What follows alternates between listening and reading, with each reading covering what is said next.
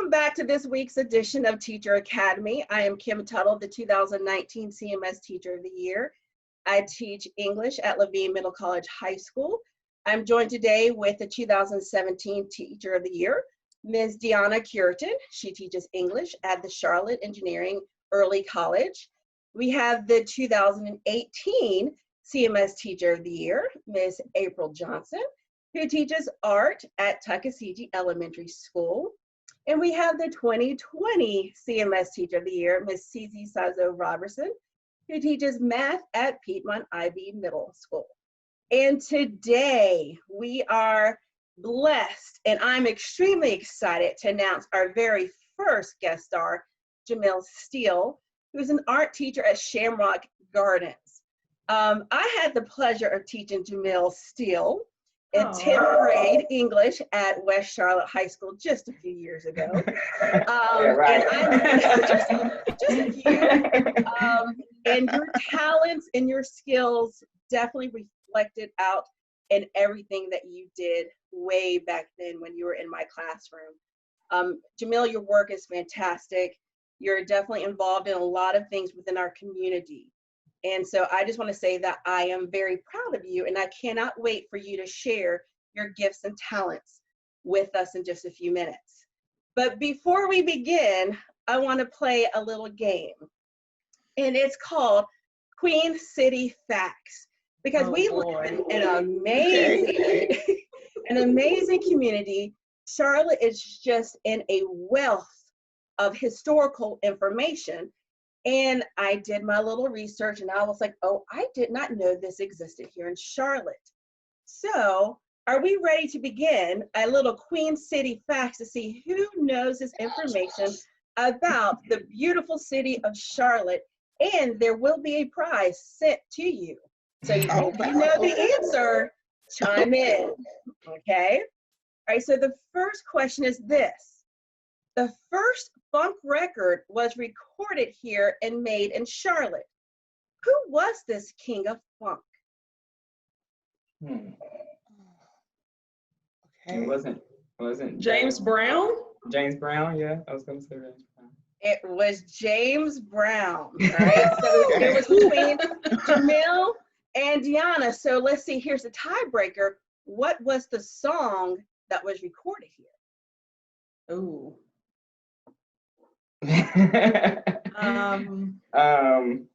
What are some James Brown songs? Let me see. Let's see. I'm thinking, like the titles are not coming to my head right away. I'm thinking first funk, so I'm thinking old James Brown. Old James Brown. Yeah.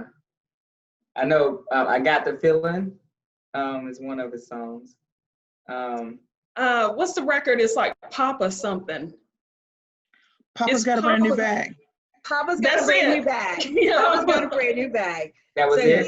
Yeah, that was it. Okay, yeah. That was it. Okay. So he recorded that here. He was on his way on tour, and he stopped here in Charlotte, and he recorded at the studio, the Arthur Smith Studios. And do you know how long it took James Brown to record this song? 30 minutes. 1 hour, close, 1 hour. And it took one take. And after one take, and he thought that he had messed up with the lyrics and the music, but once they did their playback, he said that it just looked great because everyone was dancing, they enjoyed it, so he just kept it. So here he thought it was a mistake, and he had errors in it, and it wasn't because everyone enjoyed it, so he decided to keep it. Right. So wow. Yeah. And so another interesting fact was this was his first. He said he knew he enjoyed soul. It was this song and this night that changed his life to really go out and do his own thing and to not follow the direction of what other people told him to do with his music. So Nice. Charlotte helped James Brown in this whole process. Wow. Neat. So, Nice. yeah, so good. Congratulations, Curitan, on the first one. Woo. Right. So next question. Of the 4 originators in the nationwide sit-in movement, which began in Greensboro, Right. which one of the originators decided to stay and live here and became a longtime Charlottean? Is it A, David Richmond, B, Franklin McCain, C, Joseph McNeil, or D, Ezell Blair Jr.? A. Yeah, ooh. I totally guessed, but A. I I'm gonna go thought with it was B then. McNeil. Okay, so you say McNeil. What do you say, April? B, choice B. Okay. I'll CC. go with C. Okay. All right, there we go. April, you are correct. It's Franklin McCain. He was Okay. born right here in Union County, and I say right here in Union County since I live in Union County. He was born right here in Union County, and after the sit-ins, he came and moved here to Charlotte and stayed in Charlotte until he died in 2014. Oh, wow. Okay. And one of the things he said about the civil disobedience, which I found amazing, he said the civil disobedience with the Greensboro sit-ins was that the walk back was probably the greatest emotional high in my life. So that was an emotional experience for him. Mm. All righty, I got another one for you. Who was Charlotte's first Black mayor? Gant. Harvey Gant. Yeah, that's what I was gonna say. And You're correct. It was Harvey Gantt. Now He's an here's a little architect. bonus. Okay. All right. So what was Mr. Gantt's major in college, in which he definitely has left a huge impact on here in Charlotte? Yes, Miss April. Isn't he an architect? Architect, you are Okay. correct. Yes, so if you go down Sardis Lane and you see the beautiful homes on Sardis Lane, a lot of his homes that he designed are right there. So did he Oh, wow. design the Harvey B. Gantt Center? You know what? I don't know. That one I do not know, Mr. Steele. I will have to definitely investigate on that one. I will look And it didn't up he do the myself, too. transit center? He did, Didn't he did do the this- transit center. Yes. The city bus transit center? Yes. And here's a bonus. Who is his extremely phenomenal daughter who was once an anchor, who is now part of our CMS family? Hmm. Oh, don't know that one. I don't know that one. I don't know that one either. Oh, she's so beautiful. She's a beautiful spirit. Beautiful lady. Sonia Gant. Yes, I couldn't okay. remember her name. Okay, that's right. That's Oh, right. Yes. Okay. Yeah. All right, let's see if you know this one. All righty. Good Sam, all right? So have you heard of Good Sam? What was it known for and where was it located here in Charlotte? And many of us tend to go to this place where it was located. Good Sam. Good Sam. I don't know this one. I don't know this one either. Take a guess on where do you think it was located? Oh, I'll tell you this. Good Sam. So Good Sam stands for Good Samaritan. Right. Yeah. So it was Yeah. the first. The Beattysport Road. Isn't there No, a Good Samaritan Hospital over there? I thought it There was. is one, but the Okay. first privately funded one for African Americans was downtown. Oh. Oh, in Brooklyn? Yeah. In Uptown. old Brooklyn? No, but I No, love that old Brooklyn story. Yeah, no, in Charlotte, the old Brooklyn neighborhood in Charlotte. The Brooklyn story in Charlotte, yes. But Yeah. no, it wasn't located there, but we tend to go Okay. there on Sundays. First And Ward? is it Third Ward? Third Ward? Yeah. It's Freedom not. Park? no, we tend to go there on Sundays, and there's like a massive amount of people wearing black and blue. Oh, the Panther Stadium? Panther Stadium. Panther Stadium. It was once there, and only thing that's left there is now a plaque, but the chapel of the Good Samaritan Hospital is in the Levine Museum of the New South, and it's a part of their Cotton Fields to Skyscrapers little exhibit. So Nice. yeah, Oh, wow. I I take know. our kids there every year, and I can see them in that space right now. Uh-huh. Oh, wow. So I believe the score is 2 for April, 1 for Jamil, 1 for Kirtan, right? Something like that. Yeah. Something like Yeah. that. All We'll right. go with that. Yeah. Something like that. That. All right, so let's see. So you know, I can't ask the question about the Brooklyn story, so you know the Brooklyn story. So how about this one? Jamil, you better get this one. Oh, no. know about this. Wilbert Harrison came up playing in Charlotte's Excelsior Club, Mhm. located on the Ford, and Mhm. made the first national hit record of the now classic Kansas City. He was part of which leading music, family, and church group right here in Charlotte? Ooh. Ooh. I don't know that one. And his brother Zeb is said to still lead the trombone section of this church. Oh, April. House of Prayer?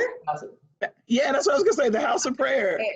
United House When you of said Prayer. trombones, I was like, oh, House of Prayer. Exactly. It's a wrap House after of that. Prayer. That's right. So yes, and so one of the things that you can definitely see within Charlotte, we are rich with history, rich with musical talent, because one of the things I did see that even James Brown, he recorded the song here, but one of his managers still lived here, Tyrone Jefferson.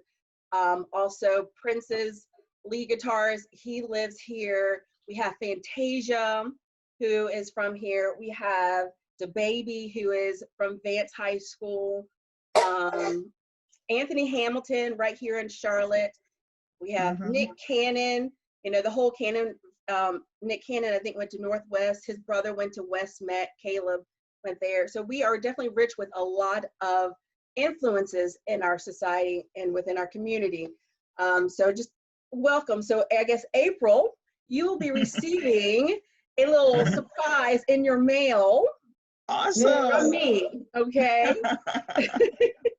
So let's get started with, let's talk about what we are seeing now. So right now there are two phrases that are being said, Black Lives Matter and All Lives Matter, and that's being echoed within social media and all throughout this movement, this whole discourse of what was going on. So I want to know, why is it important to allow the voice of the Black Lives Matter be heard right now in this moment of time? So why is it important for us to talk about Black Lives Matter with not only each other, but with our students, with the community? What is the importance? How does that help shape who we are as educators?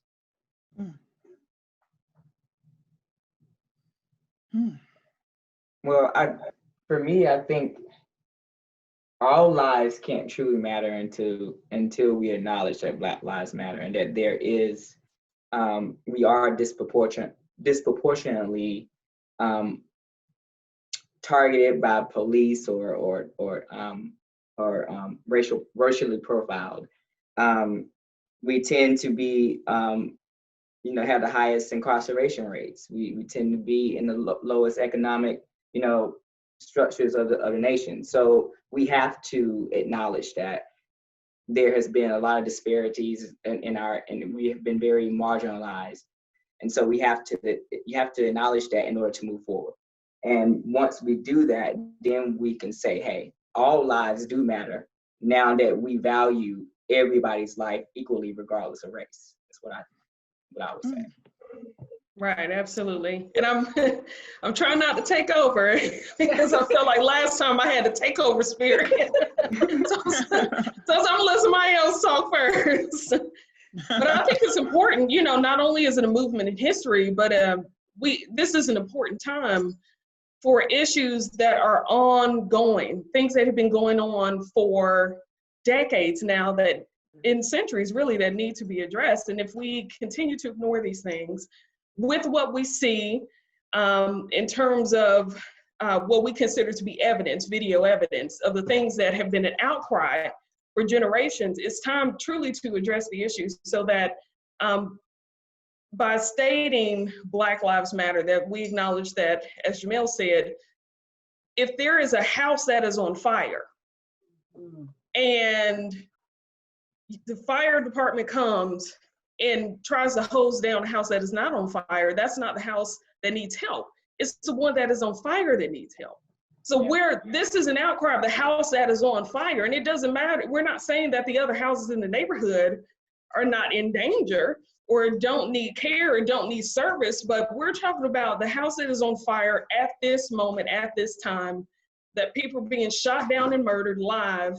And what are we going to do about it? And this is beyond the police shootings, right? We're talking about systematic racism and the systems that are set up to continually throughout time take advantage of people of color in this country. Yeah. And how are we going to address those things? So I know that was like a crazy answer, but you know, and honestly, I think about, you know, I wanted to use that analogy because when you talk about all lives matter or Black Lives Matter or whatever the hashtag matters may be, we need to talk about the fact that we're not ignoring the other lives. We're talking about the lives that seemingly do not have value to all people in this country. Mhm. And those lives are the ones that we need to acknowledge do matter. Yeah. And we're not saying other lives don't matter, but these lives do matter too, because based on what we've seen, it appears as though they don't. Right. Mhm. Yes. And I think that's huge. And I think even the simplicity of the statement, Black Lives Matter, like we're not saying something profound. Like we're saying something that should be implied, right? That Yes. like that should be just absolutely implied. Now valued, like there are all these other words that are bigger than matter, but at this point, like we're in a society where matter is what we have to fight for, and that's scary.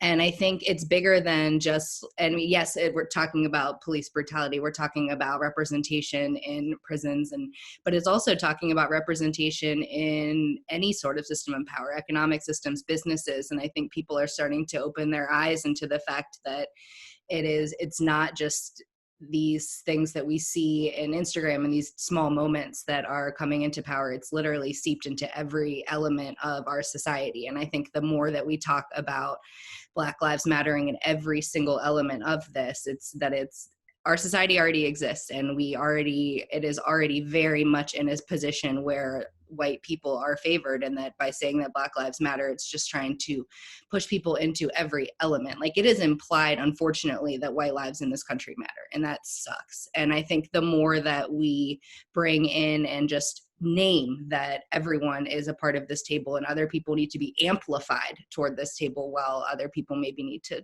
be quiet. Yeah. So and lead into that. So Jamil, you know, when I saw you downtown that day, I saw the faces on your mural, and that before I even knew it was you, in my head I said, that's you, because your people and your strokes and everything it just screamed Jamil. And so it was your mural downtown or uptown is an extremely beautiful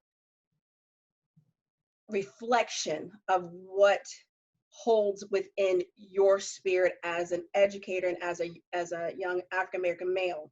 But why did you decide to make your voice heard and why did you choose to be a part of this movement to have your gifts and your blessings be reflected in Uptown? Well, I could not be part of it. You know, I am an African American male, you know, so I have that lived experience every day of my life.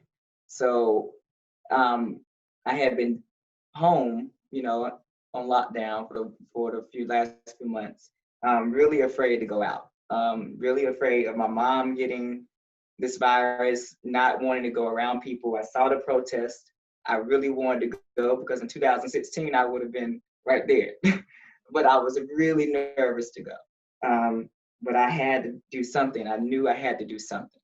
And so when I saw the Washington, D.C. Black Lives Matter happening, I started reaching out to people that I knew. I reached out to Braxton Winston. I reached out to a few people in the community that I knew, but I didn't know what would come of it. I started sketching a design, and I expressed interest of wanting to get something like that here in Charlotte. Unbeknownst to me, it was already in the works, and by other local artists who are a little bit more well-connected than I am. So they were already putting things together. And so I saw it on the news, and I just ran downtown. Like I had to go.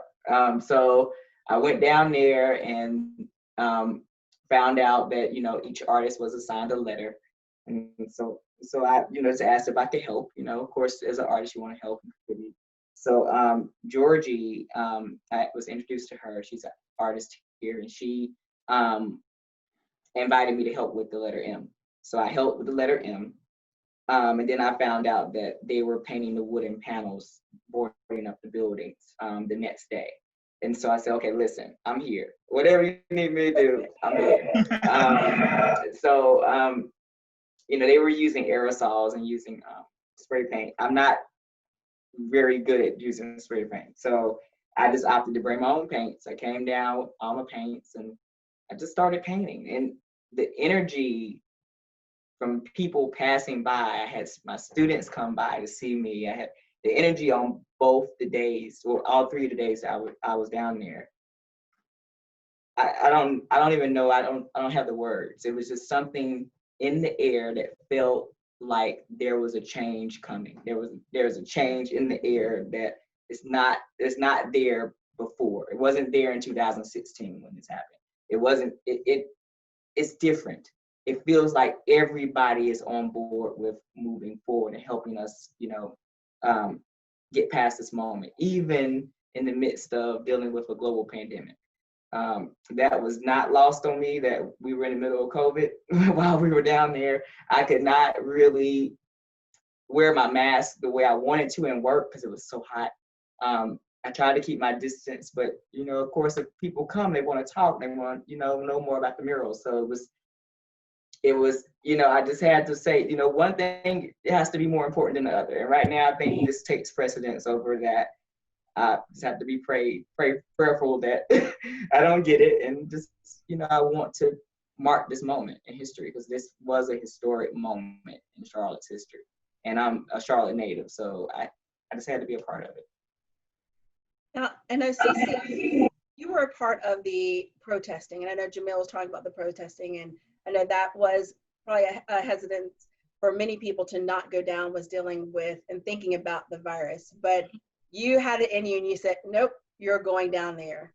What made you say, nope, I'm going down there. I'm going to be a part of this protest. I'm going to be a part of this movement.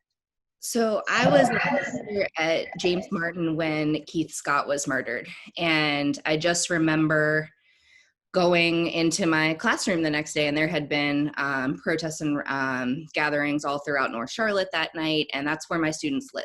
And I remember going into school and just looking at my students and always knowing that fighting for racial justice is important. But when I saw the faces of these kids that are my whole heart, that was just sort of the end of it for me. And I knew that in any way that I can show up, I need to show up. So I just, when this all has started coming up again, I just sort of closed my eyes and pictured those same faces and knew that I needed to be there for them then and now, and every student that I've ever taught. And so it's just, of course, it's hard to think about, like I've had to make choices to not be around as many of my family members because I've been in these protests, but I just make sure that I wear a mask and that I just try to follow all social distancing as best that I can. But I think it is really important to be there and to show up. And for me, not to be trying to lead anything, but to be there as a body and to listen to the voices and to just amplify the voices that need to be speaking and just to be there in support and solidarity. And things are still happening daily. And so if you're interested, you just getting on social media and just starting to research, you'll find things all throughout the city, from down at Ardrey High School a few weeks ago to Marshall Park it's everywhere. And it's been really phenomenal to see so many faces. I've seen former students, I've seen current students, I've seen teachers, and just people from the CMS community everywhere have been really vocal, and it's been really an amazing experience to see everyone. Wonderful. And April, I want to talk to you, April. Sure. So why is art so important during times like this? Because this is a huge movement, and we saw it through the civil rights movement, in which, to me, this is mimicking different aspects of it. And we know a lot of art came out during that time period. But in what we're living in now, why is art important for us in our generation and for the children coming up today? Well, for one, I feel like art allows us to scream. I mean, there are so many ways where we, there are so many ways where we feel powerless sometimes and we feel hopeless. And I feel like art allows us to scream. And this is particularly instructive when we think about our students. They need a place to scream. They need a way to process the world that's going around them.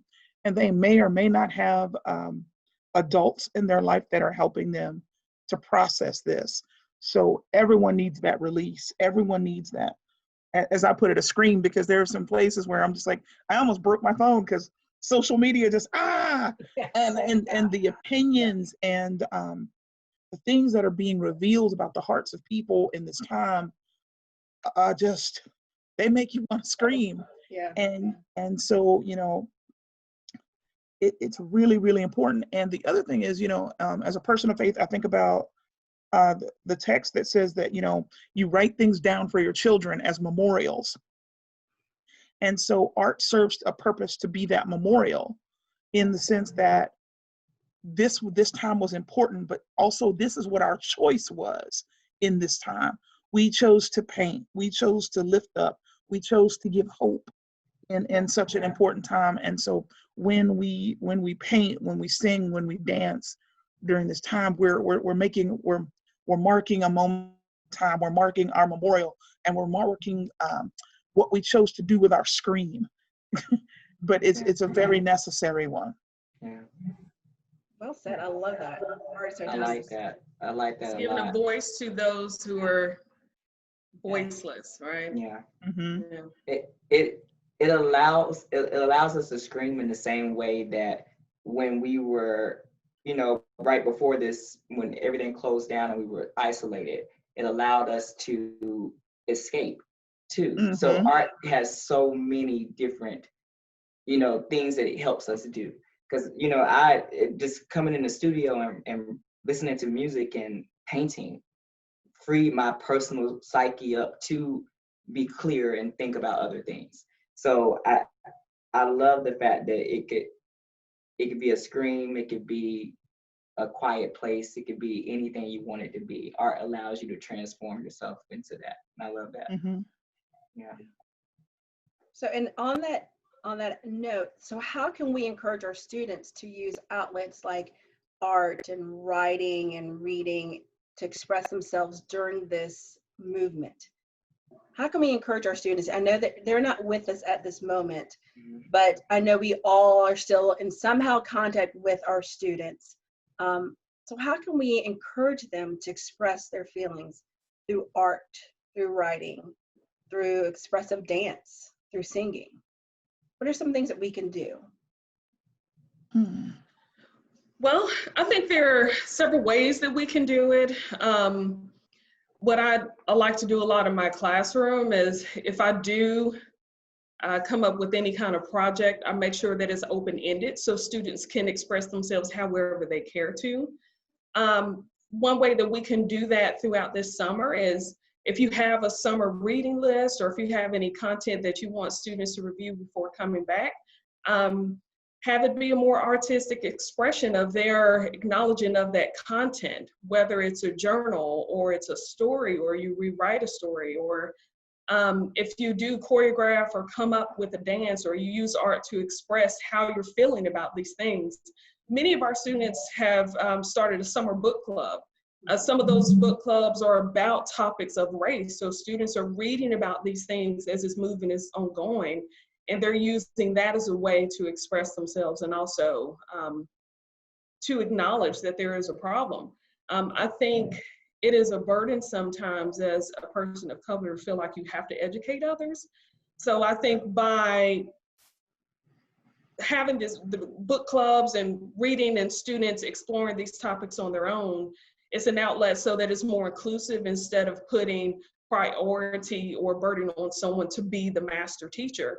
Because oftentimes, if you are someone who is a subject or object of racism or oppression, it's really hard for you to put into words to explain to someone else how you felt your entire life. And if you are not that color, and if you are not that experience, or you're not experiencing those things, even if you share your perspective, sometimes it's important to bring in other perspectives as well to fully understand it. So when I think about in these times where we're not physically with our students, starting summer book clubs or having summer reading lists are good ways to, well, I'm an English teacher, right? So those are good ways to get students really thinking about and being a part of it.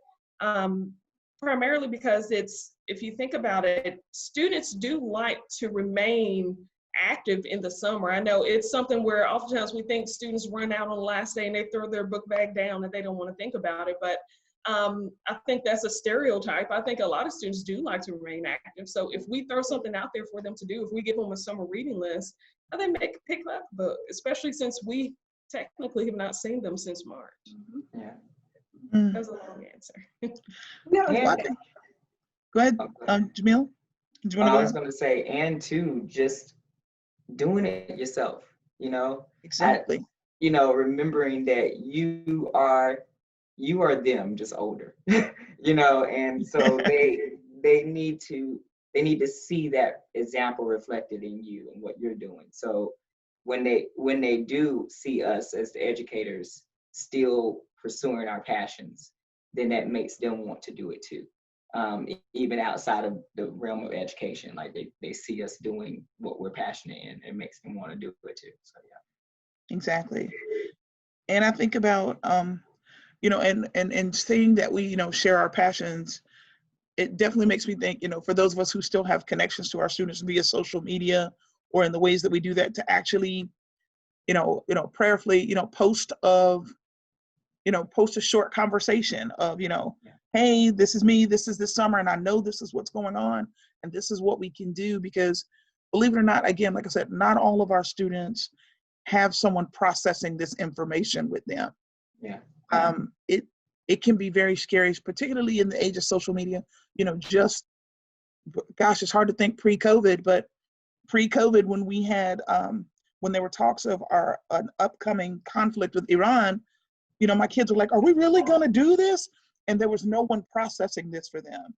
Like we had to take 10 minutes out of class and here's a map of Iran and this is what's going on. And then to be able to put that at rest. So if you're a positive adult in someone's life, take that time to put that out there. Like I'm an adult you can talk to. I'm an adult you can bring those questions to, because not all of our students do. And making sure we share the inspirations that give us hope and keep us going.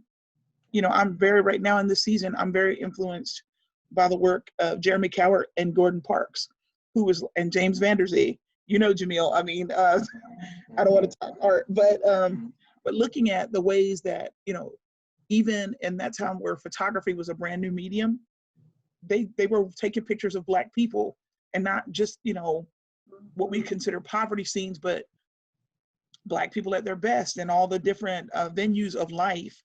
And so here in the 1920s, James Vanderzee is very quietly saying, Black Lives Matter. Mm-hmm. And in the 60s, when Gordon Parks was the first Black photographer for Vogue magazine, even in the quiet ways that he assumed and took pictures of people and chose to highlight people, there's always been voices saying Black Lives Matter. And so, it makes me wonder in 2020, what will I do to continue to add to that legacy? And again, so just being a positive adult, like Jamil says, sharing our own inspiration and passions, I feel like I totally agree with you, bro. That's very important. Yeah. If you could give any word of advice to our students as they are living through this, what is one piece of advice you would give them about taking it all in, about being a part of this movement, about actually listening and hearing? So there's a difference between listening and then hearing what is going on. What piece of advice would you give to our students? Because I know when I think about this and I see it, I just want my students to be aware. And so if I could say put into one word, it's just be aware. And to no longer sit back and allow it to happen and watch it happen. You be the one to speak up and speak out on the situation. So is there any advice that you would want to give to our students about this movement that we're now a part of? My advice would be an active participant. And that can look many ways, right? Whether you are out in the protests or you're painting murals or you're reading, you're educating yourself or you're helping educate others. You are calling out injustices and racism and correcting people. I think sometimes you can be an active participant in many different ways. And in doing so, especially with social media, if you are afraid to go outside, there are ways that you can be a positive light virtually as well. And those are ways that I think if we can't let this movement go by passively without doing anything about it. This is a time of all of our lives, right? Where we've seen that we are currently living in a moment where there's a powerful push nationally and truly, if you think about worldwide, for things to change. And you have to be an active participant in that. And it can be something as simple as I mentioned before, is if you don't know, if you did not know before, there's no excuse not to know now. Yeah. Amen. Amen. Go ahead, Jamil. Did you want to go? Oh, well, I was just going to say the word compassion and grace comes to my mind. At the end of the day, race is constructed. We created race. You know, we're just people. We're humans, and we have to learn how to have compassion for one another. If we learn to see the humanity in people, then our cultural biases that seep into our professional lives and all that stuff will die down. It won't take over. You know, and I think, you know, police officers have a very tough role. You know, they have to protect and serve, but they're human. They also have their cultural biases like anybody else. And if they bring that into their profession, a split-second reaction can end the life or change the course of their life. And, you know, we see that in education, you know, but, you know, ours is, you know, a little bit more tender, and we can, you know, we see the compassion and the humanity in our kids. So we don't let those cultural biases seep in. But police officers are under a lot of stress when they're in a situation of that, and we need to remember that they are people. And so, you know, I'm not making excuses for anybody, but what I am saying is that if we learn that people are just human, then we can approach them in the way that we want to be approached, you know, in that situation. And if that makes sense, you know, how I'm explaining it. But yeah, that's what I would say: compassion and grace. Cece?